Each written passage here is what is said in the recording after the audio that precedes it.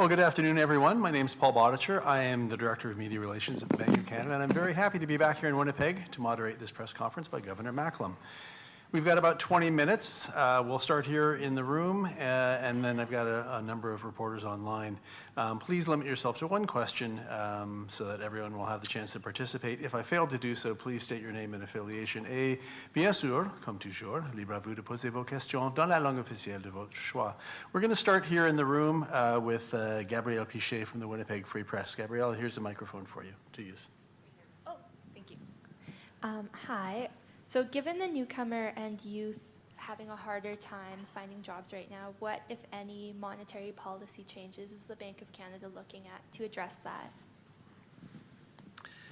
Yes, as you mentioned, while the adjustment of the labor market overall, it has cooled reasonably smoothly, and the aggregate unemployment rate is still relatively low.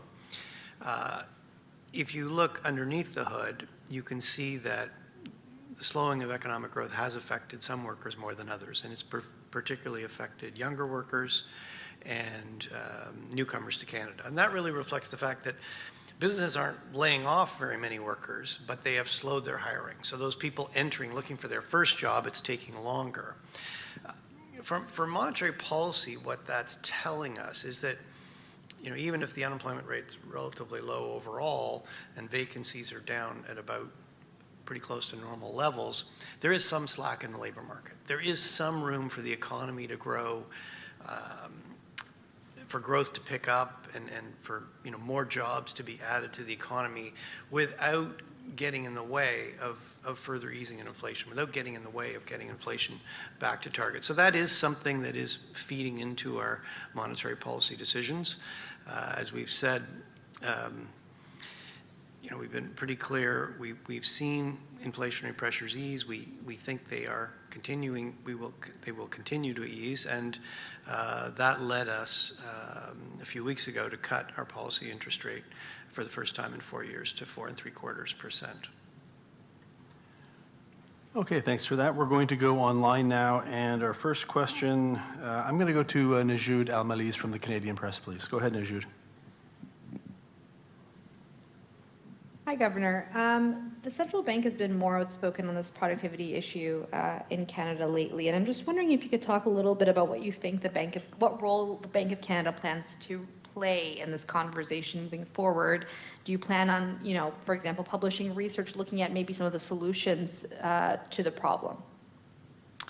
Najoud, so our direct role really is to achieve our mandate, price stability. I mean, price stability is, it's a core framework policy.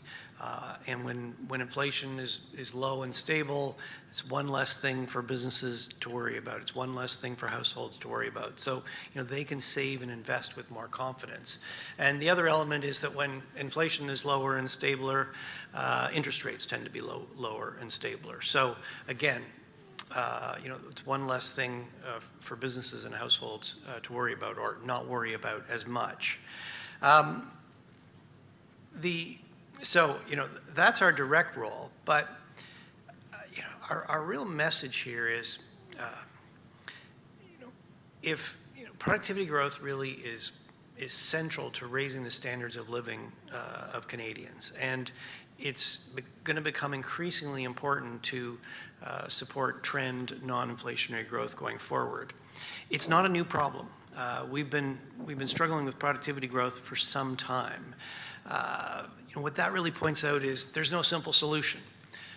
And really our message is, most of the tools here are beyond our control. They're not in the hands of the central bank.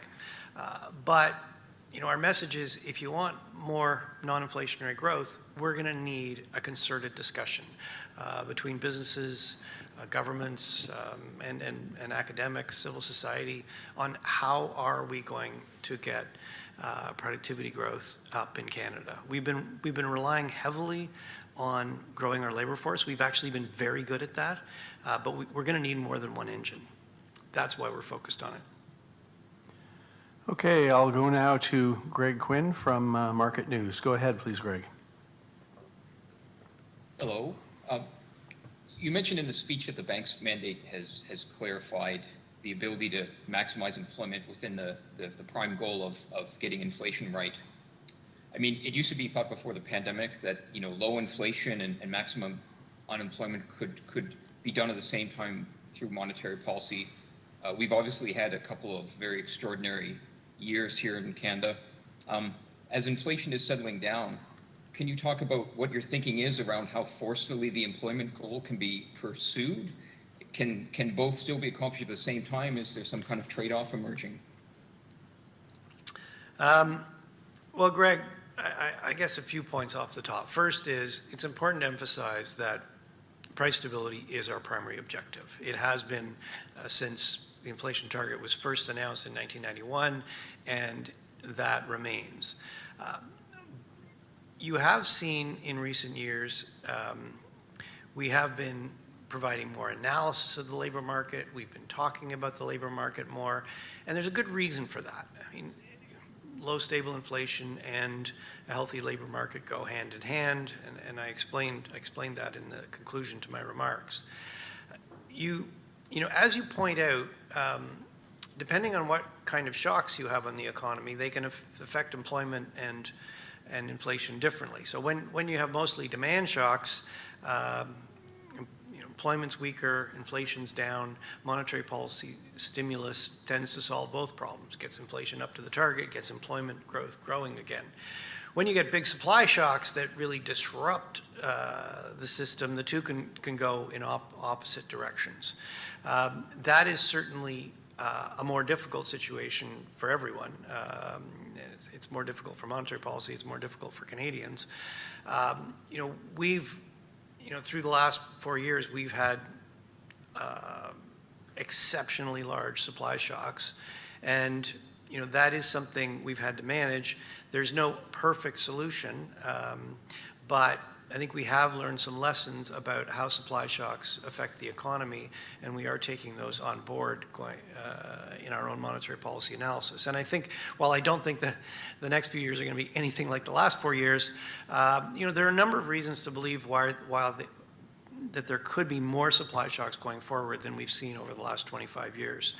So we are going to, we do need to think about how to manage them better. Okay, our next question comes from Mark Rendell from the Globe and Mail. Go ahead, please, Mark.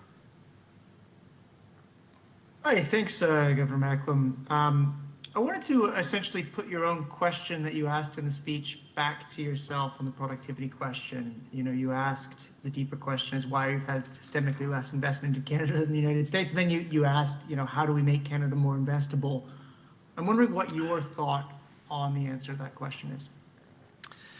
Well, Mark, I mean, it's a tough question, and I won't pretend to have all the answers. I think, the real message is we need a concerted focus on that question. As I said in the Q&A after my prepared remarks, I think of it in sort of three broad buckets. I think there's the first two buckets I think we know a fair amount about. The first bucket are really the importance of framework policies. And if you're the governor of the central bank, top of that list is price stability. And, as I just outlined, the economy works better when inflation is low and stable. It's good for investment. That's good for productivity. But there's a lot more. There's a whole range of framework policies. Trade policy. Canada actually has very good trade access between USMCA, the extended TPP, the CETA agreement with Europe. As other countries look increasingly inward, it's going to be really important that we do our best to maintain that. We need, there's competitive tax policy, there's competition policy, there's prudent fiscal policy. So there's a whole range of framework policies. I actually think we're pretty good at those in Canada, but we have to make sure that those are the best that they can be. We've also learned, though, over the last 25 years that while those are necessary, they're not sufficient. And this really gets you to the other two buckets. And the second bucket are obstacles that we've put up to productivity. We have too many small differences between provinces in the regulation of goods and services, in the accreditation of different types of workers. I'm not pretending it would be easy, but we created these barriers. We could get rid of them. Canada's not a very big market to start with, and when we carve it up into smaller markets, we really lose economies of scale. So, you know, that's it. The other thing I hear a lot when I travel around the world is international investors. They're very interested in Canada. You know, we're right next door to the world's biggest, richest economy. We've got a stable democracy. You know, we've got good trade access, reasonably prudent fiscal policies. You know, there's a lot of things going for Canada. Often you hear, though, that regulatory approvals are slow. You know, we could take a look at that. So those are some of the things we've done to ourselves. There are also a whole range of bigger questions that I think are going to need more thought. You know, role of multinationals versus home headquartered businesses. You know, investing in houses, investing in machinery and equipment. There are a number of big questions. I don't have all the answers, but I think we need to collectively be thinking about those. Okay, our next question is Randy Thantong Knight from Bloomberg News, please. Go ahead, Randy. Hi, Governor. In your speech, you talked about smart immigration. Could you expand on that? And related to that, has the bank come up with any estimates on the level of newcomers that the Canadian economy can handle each year, and as well as the right composition between permanent residents and temporary immigrants? I mean, Randy, we don't do immigration policy. I think, you know, the message I think was pretty clear. If you compare us to other countries, we actually do a pretty good job. We have you know, our economic-based immigration system does a pretty good job of bringing people into Canada who can integrate reasonably quickly into the labor market. Businesses are pretty good at doing this. There's government programs that help that. I think, though, that you know there are limits to how big our immigration, how quickly we can absorb people into the economy. There are limits to our immigration policy, and you know I think the message here is: look, this has been a big success for us. It's been a real strength. Let's not lose sight of that. Let's make sure we're focused on smart immigration policy going forward. It's been a key source of growth to Canada. Let's keep it that way. Our next question is from Max Sato from Mace News. Go ahead, please, Max. Thank you, Paul. Thank you for the time, Governor. My question is about among the G7 economies, central banks are either shifting from tightening towards more neutral policy stance, and then, except in Japan, the shifting from large scale easing towards tightening. But in each country, the process is very slow and central banks are careful. Does it reflect the kind of uncertainty we're talking about that we've seen in the past few years, and also structural issues? Interestingly, both Canada and Japan have productivity gain problems. So does this uncertainty is making more uncertain for you to say when your next step is going to be? Well, I can't really speak for other central banks. I have to say, speaking as the governor of the Bank of Canada, I don't feel like monetary policy is slow. You know, in the 4 years since I've been governor, we have done a tremendous number of interest rate changes. We raised rates. It was the fastest, most rapid increase in rates in the Bank of Canada's history. We held for a number of months at 5. We've now cut to 4.75. So I don't feel like things have been slow. I think the economy has been changing rapidly, and monetary policy has had to adjust rapidly. But getting to the second part of your question, yes, uncertainty. You don't know. There's a lot of things. none of us have a crystal ball. We don't know what's around the corner. We don't know what the future is going to bring. It's even hard at times to figure out exactly where the economy is. We get information with a lag. We have imperfect information even on where the economy is right now when we're taking decisions. So yes, that does make you, you have to manage that uncertainty. Sometimes that means go more slowly. Other times, though, it can actually mean go more quickly. When the pandemic struck, there was obviously enormous uncertainty. The Bank of Canada extremely rapidly dropped interest rates, provided a whole series of liquidity facilities to start. That was at a time of enormous uncertainty. It was a time for the central bank to move extremely rapidly to try to address that uncertainty. Other times, uncertainty means, yes, you need to move sort of a step at a time, take in the incoming data, see where you are, consider your next move. So there isn't sort of a single recipe I can give you on the implications of uncertainty. Okay, I think we've got time for our last two questions. First up will be Paul Vieira from the Wall Street Journal. Go ahead, please, Paul.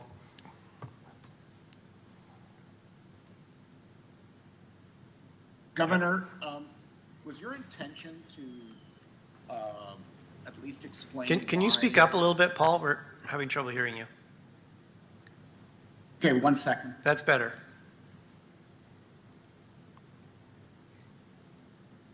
Can you explain, was it your intention today to explain why the Bank of Canada officials might not be as concerned about wage gains as some in the markets, or even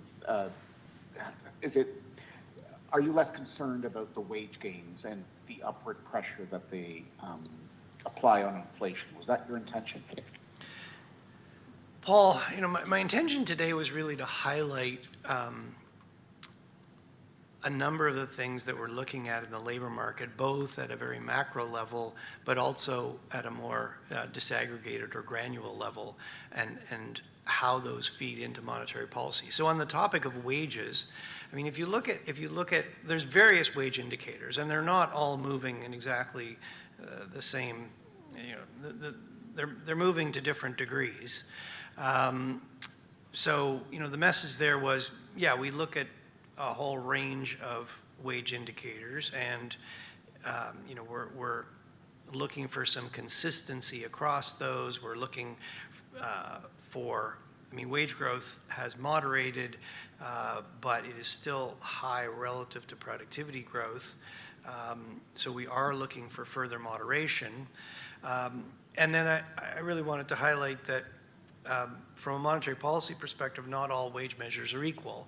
The ones that do a better job of separating out wage gains that are linked to productivity, those are the ones that we're more focused on, because wage gains that are linked to productivity, that's a great thing. People are more productive, they're getting rewarded for that. That's not causing inflation. That's not something of concern to the central bank. So I did want to highlight that one of the things you're seeing in the Canadian economy is there's been more growth in high-paying jobs than in low-paying jobs. So when you look at the salary overall in the economy, it's been going up partly because of this shift into higher wage jobs, which tend to be higher productivity jobs. And so, the part that's linked to productivity is not causing inflation. So we're more focused on those measures. That doesn't mean, though, that we don't need to see further moderation in wage growth. I mean, even if you look at those measures, wage growth is running somewhat high relative to productivity growth and a 2% inflation target. And if you go back to our summary of deliberations, what you saw there, some concern among the governing council that if that doesn't come down further, particularly services which tend to be more labor intensive, you could see service price inflation, ongoing pressure on service prices. So that is something we're watching carefully. Really, my purpose today was to provide a little more depth on which measures we're watching most carefully. And our last question comes from Promit Mukherjee from Reuters. Please go ahead, Promit. Thanks, Paul. Hi, Governor. Wanted to ask you about the rate cuts. So how many rate cuts do you think we will require this year to give some substantial relief to homeowners who are renewing mortgage next year? Because 1 or 2 cuts doesn't really move the needle, does it? Well, how many rate cuts this year? Well, we're just going to have to see. I mean, I think we've been pretty clear. If the economy evolves broadly as we expect, and we continue to see inflationary pressures easing, it is reasonable to expect further cuts in our policy interest rate. But we've been very clear, we're going to be taking it one meeting at a time. And what does that mean? It means, we're going to be looking at the data that's coming out. We're going to be assessing what that means for the future path of inflation, and that really will determine what we do with interest rates. With respect to mortgage holders, we are watching very closely. We actually have very good data on mortgage renewals. We have anonymized data on mortgages held at federally regulated financial institutions. That's about 80% of the mortgages in Canada. So we can see how homeowners, mortgage holders are adjusting to higher rates. And what we see is that there's no question higher rates are squeezing them. They are cutting back on by and large, they're paying their mortgage, but they are cutting back on other expenditures. And we know that there are, we're about half, since we started raising rates, about 50% of the mortgages have renewed. That means there's about 50% to go. And those renewals actually will have a bigger reset than the ones that have happened already on average. So yes, that does mean that there are more effects to come, and that is something that's factoring into our monetary policy decisions. We did lower our policy rate by 25 basis points, and as I've said, if the economy evolves, if inflation evolves broadly as we expect, it is reasonable to expect further cuts in our interest rate. I would just end though in stressing is that we're really trying to balance the risks. Look, we don't want monetary policy to be more restrictive than it has to be. We don't want interest rates to stay higher than they have to be to get inflation back down. So yeah, we want to see interest rates come down too. But we don't want to lower them too quickly and jeopardize the hard-won progress we've made on getting inflation down. Low, stable inflation is good for all Canadians. And that's our mandate, and that's what we're committed to deliver. So we are really trying to balance those two risks, and we're going to be taking it one meeting at a time. And that concludes today's press conference. Thanks to the Governor. Thanks to all of you for joining us. Talk to you in a couple of weeks.